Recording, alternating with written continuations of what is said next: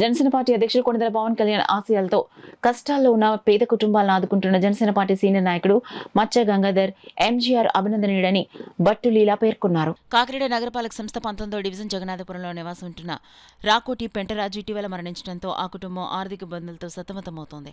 విషయం తెలుసుకున్న Janasena party senior నాయకుడు మచ్చ గంగాధర్, జనసేన పార్టీ నాయకులు, కార్యకర్తలు, వీరు మహిళలు రాకోటి పెంటరాజు కుటుంబాన్ని కలిసి ప్రగాఢ సంతాపం తెలియజేశారు.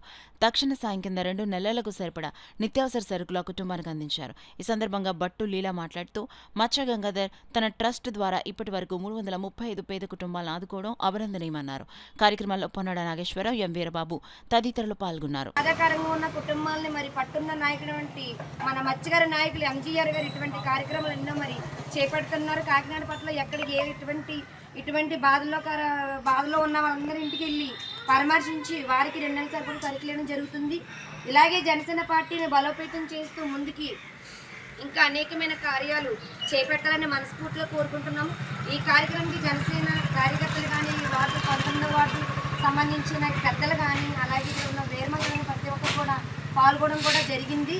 మరి మా ఎంజీఆర్ గారు ఇదే కాకుండా ఇంకా అనాథ పిల్లలను కూడా తగ్గించడం కానీ, అదేవిధంగా మరి ఎవరికైనా వస్తే వాళ్ళని వాళ్ళ సొంత హాస్పిటల్, వాళ్ళ కుమారుడు అయిన సొంత హాస్పిటల్లోనే ట్రీట్మెంట్ చేయించి మందులు ఇప్పించడం, ఇటువంటి సేవా కార్యక్రమాలు మరి ఎన్నో చేపడుతున్నారు.